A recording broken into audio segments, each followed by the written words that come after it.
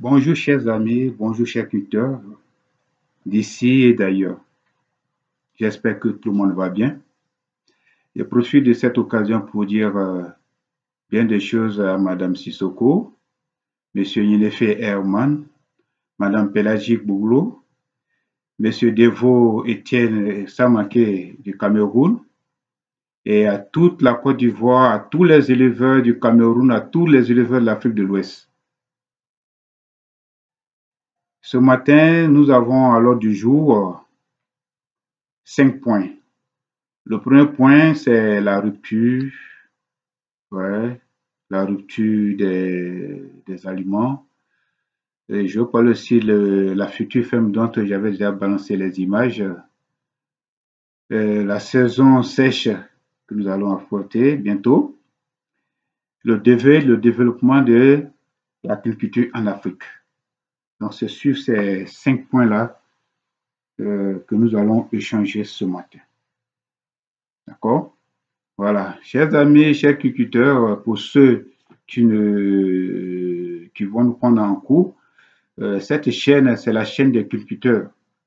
Voilà, c'est le même qui véhicule des messages cunicoles, voilà, pour les nouveaux, les anciens, ceux qui veulent investir dans la culture, voilà. Donc ici, le cabinet Papo Fils DGA est un cabinet cunicole. Donc, nous avons comme service vente de manuels. Nous avons nous-mêmes nos propres manuels de 228 pages en couleur et en PDF. D'accord? Nous faisons la consultation, nous faisons la formation, suivi technique, suivi médical, voilà. Et nous avons aussi les prestations de services, d'accord? Voilà. Donc, l'étude de projet aussi. Et nous avons des prestations de services comme vente de clapiers, vente d'accessoires, de fermes, etc., etc. D'accord? Voilà, donc pour tous ceux qui voudront, comment appelle, demander le service au groupe Papo DGA, Papo Fils DGA, vous allez nous contacter au plus 225 au 07 57 65 28 59. D'accord? Voilà. Ou au 07 99 42 71 72 ou au 05 64 50 84 83 58. D'accord? Donc voilà les différents numéros sur lesquels vous pouvez nous joindre pour des services comme vente et achat de manuels, études de projets cunicole, etc., etc. D'accord? Consultation, suivi technique, installation, voilà. Tout ce qui a un lien avec l'élevage de lapin, c'est ce que nous faisons en général. D'accord? Merci beaucoup. Donc, nous allons tout de suite passer à notre sujet. Voilà. La future ferme de Bingerville. Cette ferme cunicole dont je vous ai déjà balancé les images que vous avez déjà visionnées. Voilà, c'est une future ferme de 200 femelles reproductrices. Vous voyez un peu les installations. Voilà, nous avons fait des fosses avec lesquelles on a fait le ciment avec une pente pour que et nous avons mis les cages sur pilotis. D'accord? Pour les déchets, les excréments tombent dans la fosse. Voilà, c'est une longue fosse de 0,60 de largeur et de longueur, près de 3 à 4 mètres, je crois bien. D'accord? Et comme ça, les déchets tombent dans la fosse et puis aller avec un cutter, on fait le nettoyage. Et il y a des passerelles. Entre deux rangées de cages, il y a une passerelle. D'accord? D'où c'est sur ça les gens vont marcher, les clients, les visiteurs, etc., etc. Enfin, le personnel. D'accord? Voilà. Donc, cette ferme, je disais comme ça qu'elle a un effectif de 200 femelles reproductrices. Nous avons installé un fût de 2000 litres comme réservoir. Nous avons fait une installation comment on appelle, de tuyauterie pour pouvoir, comment on appelle, distribuer sur chaque, comment on appelle, sur chaque fosse, ou bien si tu veux, colonne, il y a, comment on appelle, un robinet ou bien voilà un robinet sur lequel nous allons brancher le capteur pour pouvoir faire le nettoyage. D'accord? Nous allons faire une installation qu'on appelle énergie solaire avec deux batteries d'une puissance qu'on appelle 24 volts. Voilà, 24 volts. Et c'est ce qui va alimenter en électricité, qu'on appelle tout ce qui est, qu'on appelle point lumineux, voilà, tout ce qui est choses, en tout cas tout ce qui a besoin de courant. D'accord? Voilà, le suppresseur pour pouvoir alimenter, qu'on appelle le fût en eau, etc., etc. Donc, voilà un peu dans l'ensemble ce que nous avons prévu. Donc, nous avons prévu aussi d'installer, de faire l'installation à brevet automatique, voilà, avec des majors anti-gaspillage, etc., etc. Vous voyez un peu. Donc, au bout de d'ici la fin d'année, je veux dire jusqu'en décembre, nous allons débuter avec 200 femelles reproductrices au minimum. D'accord? Donc, 200 femelles reproductrices à raison de 5 lapins par portée. Donc, 200 multiplié par, il y a 500 lapins. D'accord? En fait, il y a 500. Voilà, 500. Ça veut dire 1000 lapins. D'accord? 1000 lapins pour les 200 femelles reproductrices. Voilà. Ça, c'est par production. Par production. 1000 lapins par production. Si on a accouplé les femelles, on a pris peut-être 1 mois, 2 mois pour pouvoir accoupler toutes les femelles, puisque nous allons faire l'insémination naturelle, d'accord, sur 1 an. Après 1 an, nous allons passer à l'insémination artificielle, d'accord, l'insémination artificielle, parce qu'on n'aura pas le temps de vérifier toutes les femelles pour voir celles qui sont en chaleur, pour voir celles qui ne sont pas en chaleur. Voilà. Donc, ce que nous allons faire, nous allons passer à l'étape de l'insémination artificielle. D'accord? En parlant de l'insémination artificielle, il faut faire très attention parce qu'il y a des matériels qui sont déjà dépassés. D'accord? Voilà, sont dépassés, si bien que quand vous les utilisez, l'échec est plus que la réussite.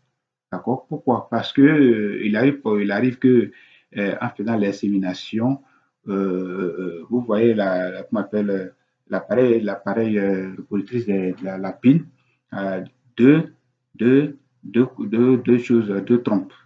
D'accord?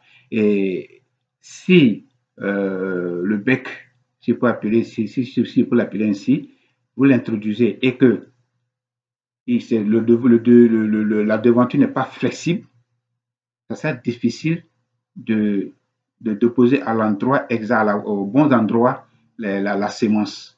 Donc, qu'est-ce qui fait qu'il y a beaucoup d'échecs? C'est au milieu, au carrefour, où se croisent les deux troncs, c'est là qu'on met la sémence. Voilà, et ça provoque beaucoup d'échecs. Il faut mettre la sémence dans la trompe. Donc, gauche, droite. D'accord? Voilà, donc pour le matériel qui est matériel dépassé, il faut faire très attention parce que ça provoque beaucoup d'échecs. D'accord? Ok, donc voilà un peu ce qui concerne la future ferme. Voilà, là-bas aussi, on va produire la viande de lapin. On produira aussi les lapins, les sujets de reproduction, etc., etc. D'accord? Donc, pour tous ceux qui doivent, qu'on appelle, faire leurs futures commandes, qui vont déjà faire chose, voilà, tout à l'heure, je vous envoie les numéros. C'est sur ces numéros que vous devez nous contacter, d'accord, pour des éventuelles commandes, etc., etc. D'accord? Voilà. Merci beaucoup, chers amis. Merci beaucoup, merci beaucoup. Pour ceux qui ne sont pas, qui sont connectés, qui sont en train de cette vidéo, vous pouvez la partager parce qu'il y a certaines personnes qui ont besoin de ces informations-là pour pouvoir mener à bien leur projet. D'accord? Ok, le second point, c'est la saison sèche. Donc, la température élevée des lapins. La température élevée et les lapins. Quand nous savons tous que quand la température est très élevée, d'abord, en reproduction, la fertilité baisse, la portée baisse. D'accord? Compte tenu de la chaleur, la portée baisse, la fertilité baisse. Donc, faites très attention à cela afin que pour éviter ces choses-là. Parce que la production de la viande de lapin, c'est l'objectif clé. Voilà, parce qu'il faut produire pour pouvoir vendre. Et quand il y a trop d'échecs, ou bien la portée est réduite, c'est pas vraiment bon. C'est pas bon. D'accord? Voilà, donc il faut faire très attention quand il fait chaud, la température est très élevée. Il ne faut pas sous-alimenter les lapins en eau. Parce que quand les lapins sont sous-alimentés en eau, ça pose énormément de problèmes de santé, d'accord? Si bien que le lapin peut maigrir, il peut avoir des indigestions, etc., etc. Donc, vraiment, il faut bien les abreuver. Voilà, il faut qu'ils boivent beaucoup, beaucoup, beaucoup, beaucoup, beaucoup. Compte tenu de la chaleur, il faut qu'ils boivent beaucoup. Voilà. Donc, il ne faut pas les sous-alimenter en eau. D'accord? Il faut faire aussi attention, il faut baisser les bâches ou bien prenez la prévention pour éviter que la poussière entre dans nos fermes parce qu'elles sont porteuses, cette poussière peut être porteuse de maladies, des microbes, etc. etc. D'accord? Et puis pour provoquer le coryza, comme les maladies respiratoires comme le coryza, comme on appelle la myxomatose, comme la passerelle, tout cela. Ce sont des maladies respiratoires très dangereuses. Donc, pour éviter cela, il faut descendre. Si le courant d'air est très fort, il faut descendre la bâche. Et le courant d'air très fort d'abord provoque la diarrhée, comme nous le savons tous, pour la diarrhée. D'accord? Donc, ce n'est pas seulement la coccidiose, voilà, mais la majorité des maladies des lapins même commencent par la diarrhée. La majeure partie des maladies. D'accord? Donc, il faut éviter que la poussière entre dans les fermes, etc. etc. D'accord? Voilà, donc la température très élevée a un effet négatif sur les lapins, sur la reproduction, voilà, pour protéger des maladies, etc. Donc, ce sont ces mesures préventives qu'il faut prendre pour éviter que vos lapins absorbent par respiration, bien sûr, la poussière, voilà, et tombent malades, voilà, parce que la poussière est porteuse de maladies, etc., etc. D'accord? Merci beaucoup. Le second point est le suivant, la VHD. Nous avons remarqué qu'à chaque fin d'année, il y a beaucoup, beaucoup de fermes qui sont atteintes par la VHD. Voilà. Pour quelles raisons? D'abord, le vent violent qui emporte on appelle la maladie d'une ferme à une autre. Il y a aussi la contamination, la transmission. Donc, la biosécurité. D'accord? La biosécurité. Généralement, vous savez, on achète tous comment appelle, dans le même point euh, nos aliments, les points de vente des aliments, les points de vente des médicaments, les points de vente, et on a souvent des rencontres.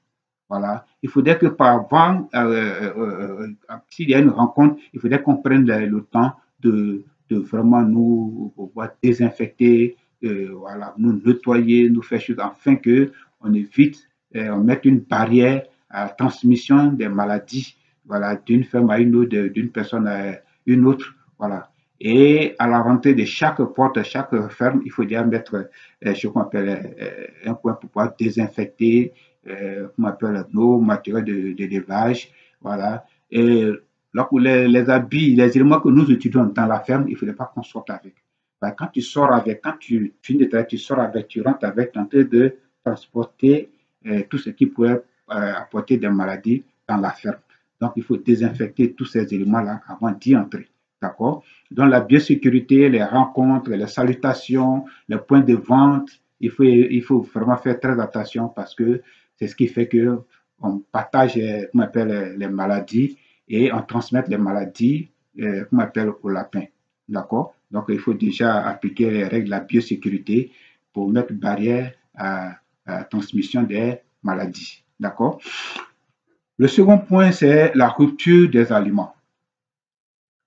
La rupture des aliments que nous constatons chaque fin d'année, voilà, et ça fait que certaines personnes perdent leur lapin parce qu'il n'y a plus d'aliments, ils cherchent les moyens pour pouvoir les nourrir, soit avec le pain sec, soit avec des feuilles, avec quelque chose.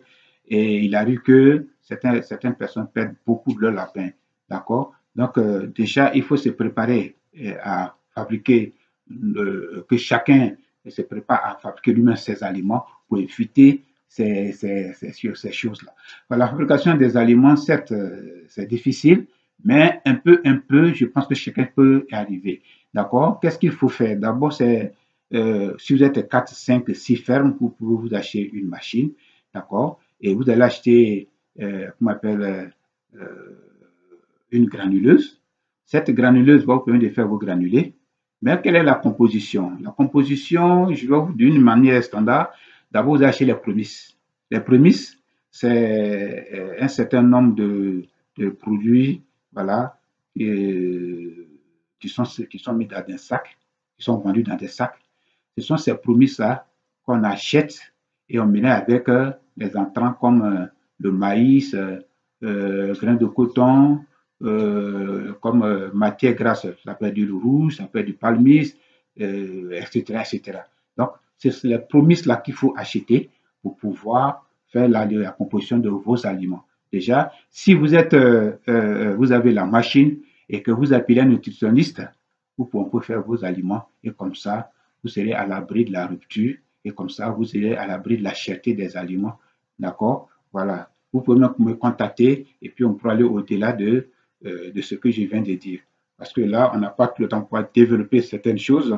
Voilà. Donc, on va s'arrêter là pour le moment. Seulement, je vous exhorte à acheter si vous êtes en coopérative.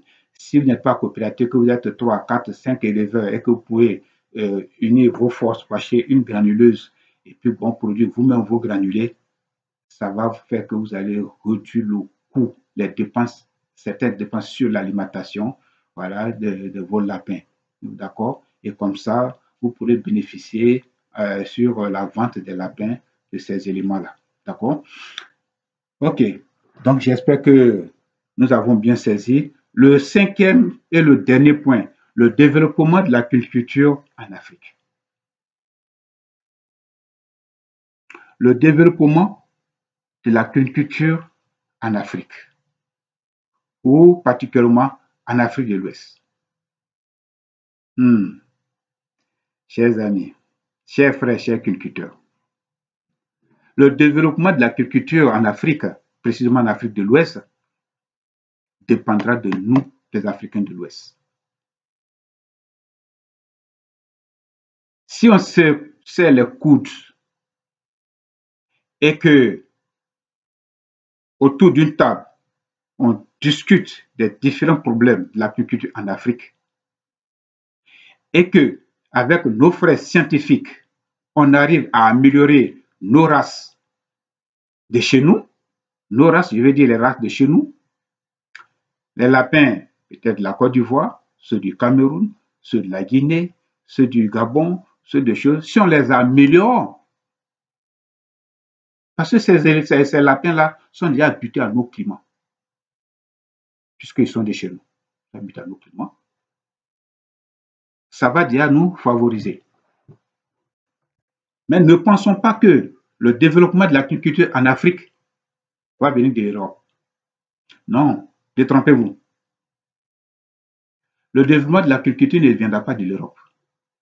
Que ce soit en matériel, que ce soit en achat des sujets, détrompez-vous. Ça peut apporter un plus, mais pas pour développer l'agriculture en Afrique. Ils sont combien à pouvoir acheter des lapins de souche? Ils sont combien? Ils sont combien? Les aliments vont venir de l'Europe. Les clapiers vont venir de l'Europe. Les médicaments vont venir de l'Europe. Tout ce dont nous avons besoin vont venir de l'Europe. Mais attention. Est-ce que on se rend compte de ce que nous sommes en train de faire? Nous sommes en train de mettre l'Afrique en retard. Très en retard. Je donne un exemple. Supposons que on prenait nos cages en Russie, ou bien, si vous voulez, dans un autre pays, et compte tenu de la guerre, tout est bloqué. Les lapins ont mangé quoi? Tu viens t'installer, tu as enlevé les cages là où? Tu vas les avoir où? Donc, nous-mêmes, nous les Africains, nous avons des techniciens, nous avons des gens qui ont vraiment très intelligents, des inventeurs, nous avons des scientifiques, des chercheurs. D'accord? Avec ceux-là, si on s'assoit, si on échange sur les différents points concernant le développement de l'agriculture en Afrique, nous allons y arriver. C'est comme ça que nous allons pouvoir trouver les éléments pour pouvoir développer l'agriculture en Afrique. Et que, le développement de l'agriculture en Afrique ne viendra pas de l'Europe. Détrompez-vous. Détrompez-vous. Détrompez-vous. C'est pas M. Inefé ou mon frère Devo ou M. Doudou qui me diront le contraire. Je pense que il y a certains qui n'ont pas encore ouvert les yeux et qui croient que le développement de l'agriculture en Afrique ou bien en Côte d'Ivoire ou bien la chose va bien de l'Europe. Mais ils sont nombreux aussi. Ils sont aussi nombreux, ceux qui ont pris conscience ou bien qui sont en train de prendre conscience que le développement de l'Afrique et de l'agriculture en Afrique va venir de nous-mêmes, nous les Africains. On avait nos frères inventeurs, en allant vers nos frères, c'est-à-dire nous les éleveurs, on avait nos frères scientifiques, etc. Serrer les coudes, nous serrer les coudes et autour d'une table, débattre les différents sujets, trouver les solutions aux suivants problèmes que nous avons et c'est comme ça que nous allons développer l'agriculture en Afrique. Chers amis, pour ne pas vous prendre tout ce temps, tout vos temps, je vais m'arrêter là pour aujourd'hui. Mais j'aimerais que tout un chacun de nous prenne conscience, d'accord, et que ensemble, on essaie de trouver un temps pour nous asseoir et échanger sur les différents points que nous rencontrons sur nos fermes. Les différents points pour pouvoir développer l'agriculture en Afrique. Les différents thèmes avec nos frères scientifiques, main dans la main, sur réfléchir sur ces différents éléments. Sur ce, je vous dis merci beaucoup. Passez une très bonne journée chez vous et partagez cette vidéo afin que ceux qui n'ont pas pu nous prendre, qui n'ont pas pu prendre la vidéo en cours puissent la voir par le partage. Et c'est comme ça que nous allons partager nos expériences, comme ça nous allons partager nos connaissances pour que les uns les autres profitent de ces éléments-là. Merci beaucoup et bonne journée chez vous.